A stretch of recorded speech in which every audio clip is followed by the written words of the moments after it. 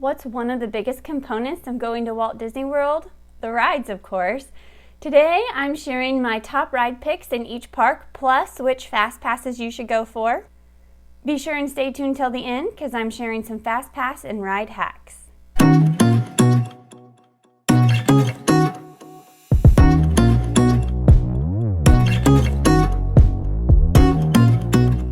Welcome back. I hope you're all having a fantastic week. I'm Brianna at Travel Dolce, and let's go ahead and jump right in. So first up, let's start with the most popular park, the Magic Kingdom Park. It has the most rides, so it's a little bit difficult to pick, but there's lots to do and see here. Must-dos on my list, and not all these are rides, but things that you can get fast passes for, different attractions, things like that. So first up on my list is you have to meet Mickey at Town Square Theater. So this is right when you get into the Magic Kingdom Park in Town Square, and it'll be off to the right, Tony's Town Square Theater, and you'll go in.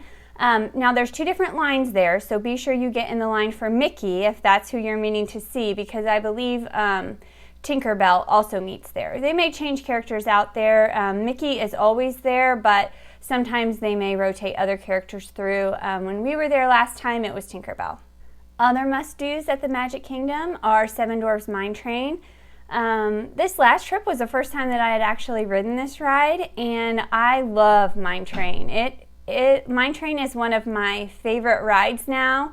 It's obviously based off of the Seven Dwarfs, Snow White and the Seven Dwarfs, so it's a fun little ride, but the cars actually sway back and forth as you're going around those curves, and it's just a super, super fun ride, super good time, and I could not recommend Seven Dwarfs Mine Train anymore. So one thing about it, the line does get long, so this is one of my recommendations for a fast pass. Hi-ho! Hi-ho! Hi-ho!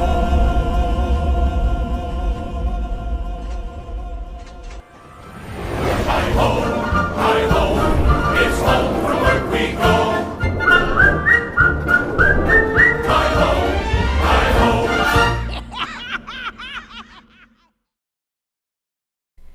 Other must-do rides are Peter Pan. I think it's super fun. Some might think it's kind of boring. It's definitely not a thrill ride, but you get to ride your little pirate ship and fly over London and Neverland. So it's really cool.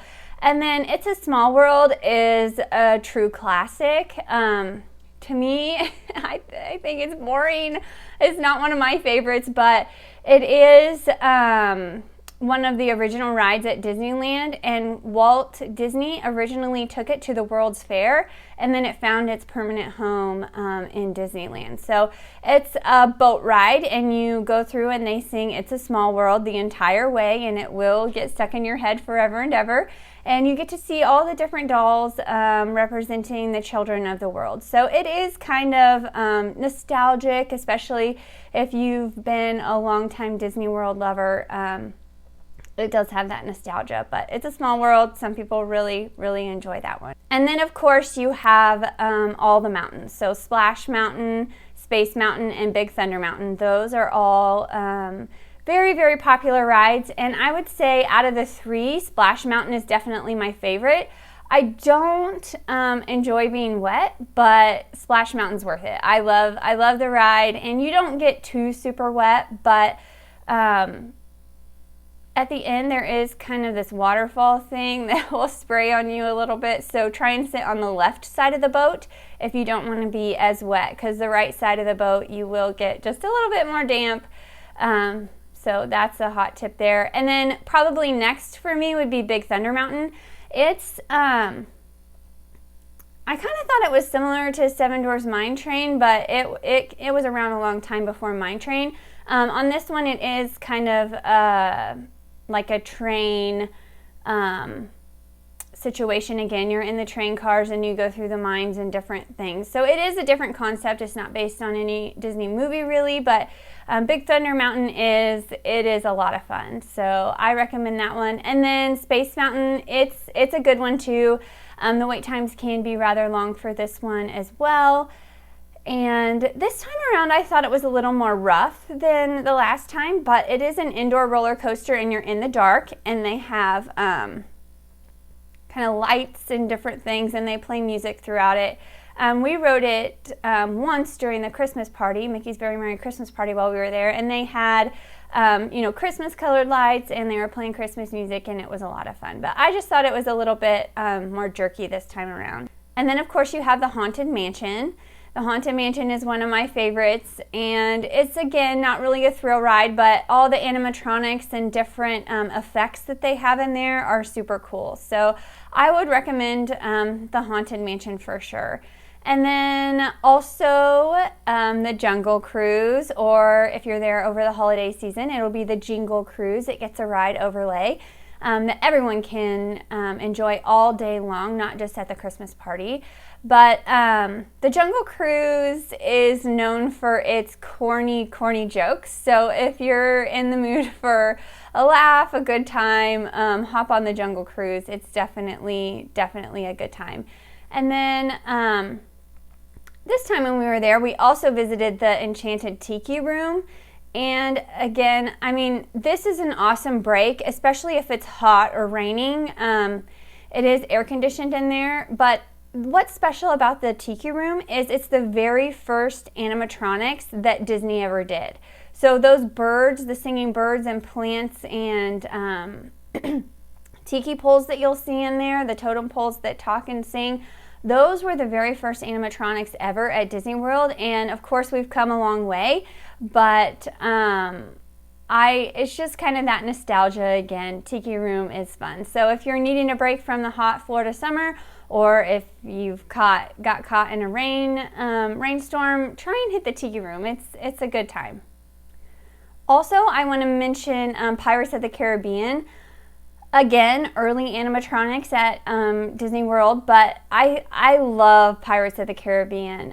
It is one of my favorite rides ever. So be sure and check that one out too.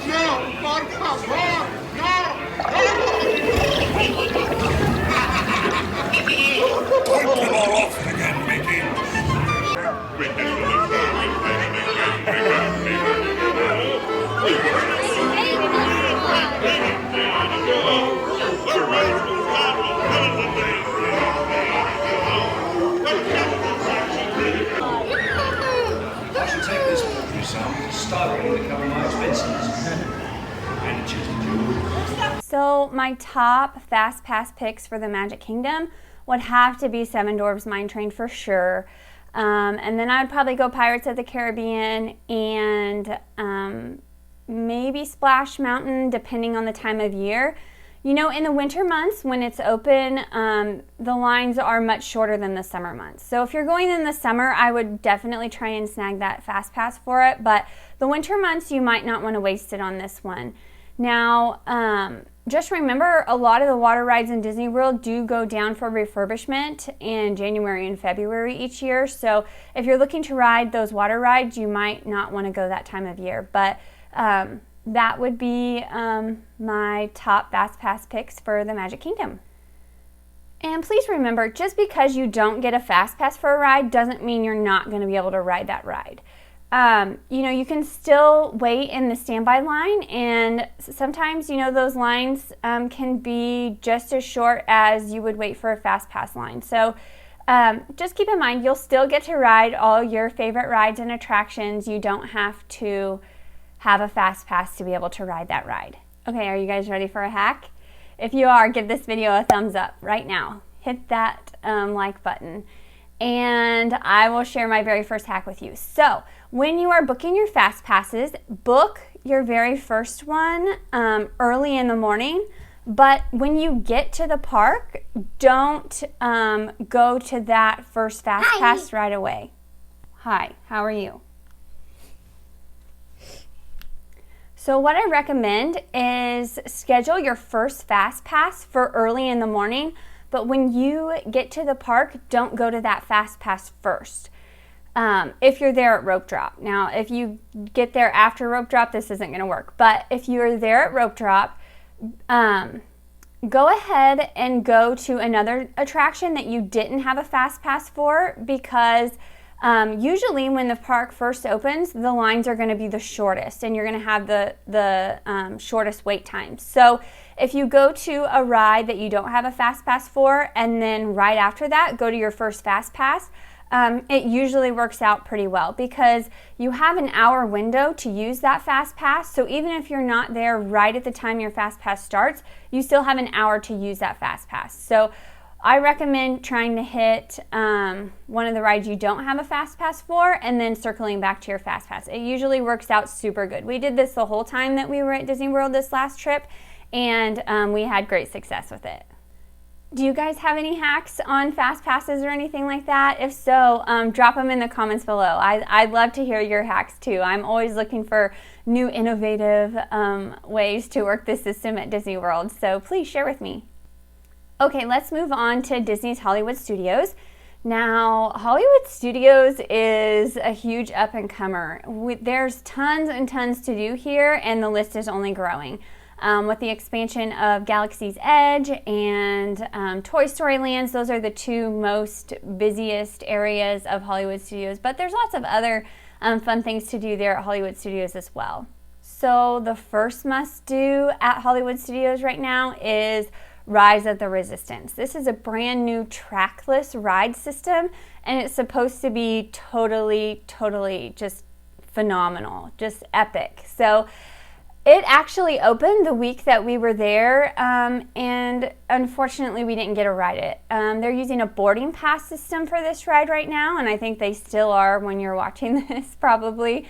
And Disney said they would continue to use that until it's no longer needed. So there's not really any information out there as far as when they might stop using that boarding pass system, but what it is you have to be in the park that morning, and you log on to the Disney My Experience app, and then you sign up for a boarding group.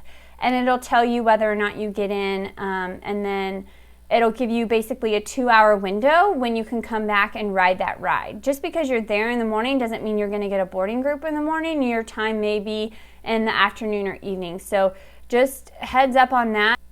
So I know it's probably still super busy when you're watching this, January, February timeframe, but it's supposed to be worth the wait. So I would highly recommend Rise of the Resistance. And also, eventually there will be FastPasses for this ride, but we saw the FastPass queue when we were there, so I know they will be offering FastPasses for this, but that's not open yet. So it's just all boarding passes. You can't even stand in the standby line. It's just all done by boarding passes. Now, my next recommendation is also in Galaxy's Edge, and it is Millennium Falcon Smugglers Run. And this one was originally using the boarding group system as well, boarding pass system as well, but now it's just one big standby line. So at this time currently you cannot get a FastPass for it, but again, they do have a FastPass queue, and eventually we'll be able to use the FastPass system. But right now it's just all standby. So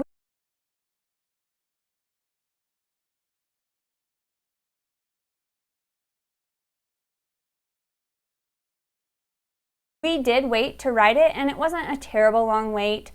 It wasn't my favorite ride either, but that's probably just because I do get a little bit motion sick sometimes. So, it wasn't bad, like I didn't throw up or anything. I just felt a little woozy afterwards for a while. So, heads up on that one. It is a little bit, can be a little bit, sensitive for people with motion sickness, because you actually are, two people in your ride vehicle are actually controlling where you're flying. So whether you're going up or down, left or right, and then you have two people that are actually doing the shooting, and then you have two engineers. So you actually are controlling the ride, and it's a very immersive experience. So it is fun, and I would definitely recommend it. And then the other kind of Star Wars thing is Star Tours. And again, this is kind of a simulator situation, and it's fine. It's the only ride at Hollywood Studios right now when I'm filming this that is in the Tier 2 FastPass. Everything else is in Tier 1, which makes it really hard. So we did get a FastPass for Star Tours just because it was the only thing in Tier 2, and you can only get one Tier 1 FastPass. So we rode it, and it was fine. It was fun. We had a good time.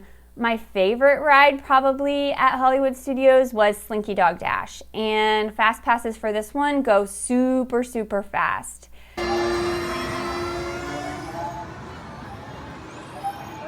When Mom said, "Mommy, to take off," I said, "That does not sound like Mom, a good did you idea." scream? I was like, "Oh, it's fun." I know.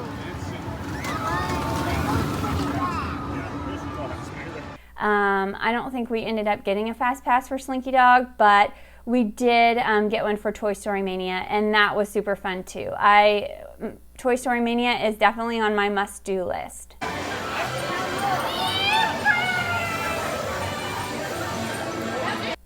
And then, of course, you have Aerosmith's Rock and Roller Coaster and Tower of Terror. So the Twilight Zone Tower of Terror. So I mean, I would recommend both of those as well. Those are oldies but goodies. They're kind of that nostalgic Disney World, Hollywood Studios rides for me, and we rode both of those, and I really enjoyed them.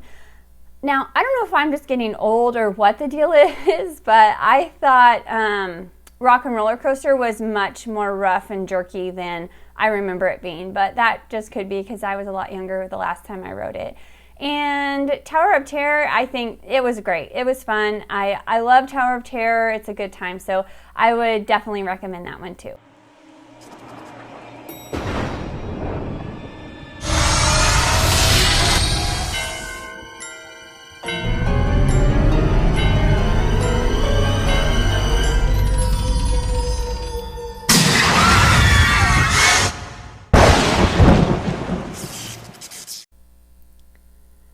So my FastPass picks for this one are a little bit tricky just because, like I was talking about, you can only get one Tier 1 FastPass, and that's where most of the rides fall. So I would definitely recommend Slinky Dog as my #1 FastPass, but those go out super quickly. So if you can't get one for Slinky Dog, I'd move on to Toy Story Mania. I'm hoping that Disney will switch up those tiers once Millennium Falcon and Rise of the Resistance have FastPasses available for them, but I don't know, we'll just have to wait and see. So excellent news on this one. With the addition of Millennium Falcon starting to use the FastPass system, Disney has switched up their tiers at Hollywood Studios, which is excellent news. So now you can see on the screen that the rides that are in Tier 1 are Millennium Falcon, Slinky Dog Dash, and then it'll be Mickey and Minnie's Runaway Railway when that opens on March 4th. And then pretty much everything else is in Tier 2. And probably, I'm guessing, when Rise of the Resistance start using the FastPass system, they'll probably also be in Tier 1. So more changes to come on this one, I'm sure, but at least not everything is in Tier 1 now. Pretty much any ride you can get a FastPass for at Hollywood Studios is going to be a good one. And then the others are kind of shows and different attractions. So I think we were able to get one for Toy Story Mania, and then we did Star Tours as our Tier 2, and then we also did a FastPass for one of the shows, the Indiana Jones show, which I really enjoyed the Indiana Jones show, and I think the boys did too. It's entertaining. It's entertaining. Basically, it's a stunt show, so there's lots of action, special effects, fire, just different things. So it was a good time, and too, if you're tired of walking around and just need a little break, that Indiana Jones show is a great option.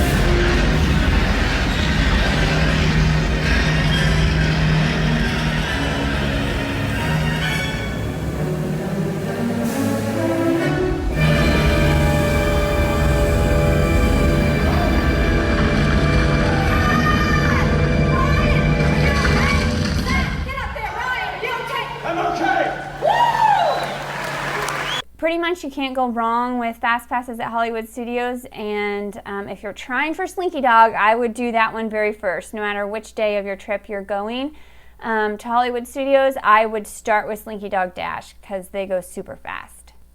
So let's move on to Epcot. There are definitely some must-dos in Epcot as well. Gosh, I don't know what my favorite was, but my must-dos on my list are Soarin' Around the World. That was super fun. Test Track is also a great ride. Frozen Ever After over in the Norway Pavilion was super great. I would definitely put that one on your list. And then, what else is there? Spaceship Earth, just for nostalgic reasons. It's kind of, just you ride in the little car and you go through the big Epcot ball. So that one's fun. I don't know. Those will probably be my top picks. This last time we didn't ride Living with the Land, but I know that's very educational and a lot of people really, really enjoy that. Probably my top FastPass picks would be Soarin' and Frozen Ever After. So those would be my top recommendations at Epcot. Epcot doesn't have as many rides, but I think they are going to be getting some new additions. Remy's Ratatouille Adventure is going to be another trackless ride system that's going to be going over in the France Pavilion at Epcot. It is scheduled to open in summer of 2020, so definitely be on the lookout for that one. This ride already runs in Disneyland Paris, and they love that ride over there. So I'm sure this will be a super great addition here in the States. Okay, let's move on to the Animal Kingdom. Must-do rides at the Animal Kingdom for me, Avatar is a no-brainer. Avatar was my all-time favorite ride for the whole trip. It was super, super awesome. It's so immersive, and you just feel like you're in the ride, like you're actually riding on the back of that mountain banshee, and it is so cool. I loved Avatar, and even Grayson, which I thought he might be a little bit frightened, but he actually loved it too, and he's 7. So if you have little ones, or not little ones, I think there's definitely a height requirement, probably 44 inches, but I would definitely recommend Avatar. It was my favorite ride of the whole trip. So Avatar for sure. And then also over there in the World of Pandora, they have the Navi River Journey, and it's just a kind of a slow boat ride, but they have this huge animatronics avatar in there, which is pretty cool to see. So if you haven't seen that before, I would recommend it. Not a thrill ride, but that is pretty neat to see. And then the other signature ride, I think, at the Animal Kingdom is the Kilimanjaro Safaris. That is where you get to be in that safari vehicle, and they drive you through their safari grounds, and you get to see all the animals super up close, not really in a pen. You're just out there with them, and it is super cool to see. So it's very safe. The animals, the lions aren't going to attack you or anything like that. There's different barriers that aren't fences, but just different things like waterways and rock formations that keep the dangerous animals away from the people. So definitely recommend Kilimanjaro Safaris at the Animal Kingdom. And then also Kali River Rapids, that's another water ride. If you're local and go to Worlds of Fun Ever, it's kind of like Fury of the Nile at Worlds of Fun. So you're in that big raft, circular raft, and there's seats there, and you all you're in with 8 or 10 other people, and you all go through, and you will definitely get wet, even more wet than Splash Mountain. So if you're not wanting to be wet, maybe skip this one, but it was a good time and it was fun. The day we were at Animal Kingdom, it was 85 degrees and sunny, so we welcomed a little bit of a cool off. So definitely check out Kali River Rapids. And then we also had a fast pass for Dinosaur, and this was a super fun ride. Some of you may have ridden it before. I know we rode it the last time we were there too, so it's been around a while. But Dinosaur's fun, and for a tier 2 fast pass, I would recommend Dinosaur. It was a good time. And then a couple other rides that we did while we were there was the Expedition Everest. That was the Yeti, and this is it's a thrill roller coaster. It goes pretty fast, and there's pretty good sized drops, and it also goes backwards. So if you have anybody in your party that is, you know, not up for that, don't take him on this one. We did take Grayson, again, who's 7, and he didn't cry or anything, but he was really mad when he got off. He did not enjoy Expedition ever. So just keep that in mind. There's a huge Yeti, and there's lots of strobing, and the Yeti's trying to get you, so it is a little bit scary for some. One ride I don't recommend at the Animal Kingdom is the Primeval Whirl. So I set this one out because it looked rather spinny to me. It is a smaller size roller coaster, but the carts or the little ride vehicles that you're in spin around, and I was not up for that. So everyone else in our group rode it, and the next day my brother dubbed the Primeval Whirl the Crippler because he was rather sore, and it just wasn't the most, it wasn't his favorite ride, needless to say. So that's kind of one that I don't recommend, but you know, to each his own. If spinning is your thing and you don't mind a little bit rougher roller coasters, go for it. So for fast passes at the Animal Kingdom, I would definitely say go for Avatar first. If not, maybe hit Navi River Journey or Dinosaur, any of those. Kilimanjaro Safaris, that one is a really good one. So I think our fast passes were Kilimanjaro Safaris, Dinosaur, and the Navi River Journey. So what we did on our Animal Kingdom day is we went straight to Avatar, and we got through that line in time to use our very first fast pass. I think it was scheduled to start at 9 for the Navi River Journey. So that worked out super great because we were already over there in the world of Pandora, and we were able to get right off of the Avatar ride and go over to Navi River Journey in time to use our fast pass. So it worked out great. Okay, so those are my recommendations. Did I miss anything? Did I leave out any of your favorite rides? Please drop a comment below and let me know what your favorite rides or how you use your fast passes. I'd love to hear the feedback, and I'm sure everyone else watching the videos would love to see your comments as well. So drop them below, and thank you so much. If you found this video valuable, please subscribe. Hang around a while. I'd love to have you as part of our community, and go ahead and hit that notification bell so you're notified every time I upload. I put out new videos every single Thursday at 10 a.m., so that's when you can look for those. I'll post on all of our social media accounts when the videos go live, so be looking for that if you're plugged in on social, and be sure to follow us at Travel Dolce so you know when a new video goes live. Thanks for watching and for your comments and subscriptions. They help me so much. I truly appreciate each and every one of you, and I hope you have a great week. We'll see you next time. Bye.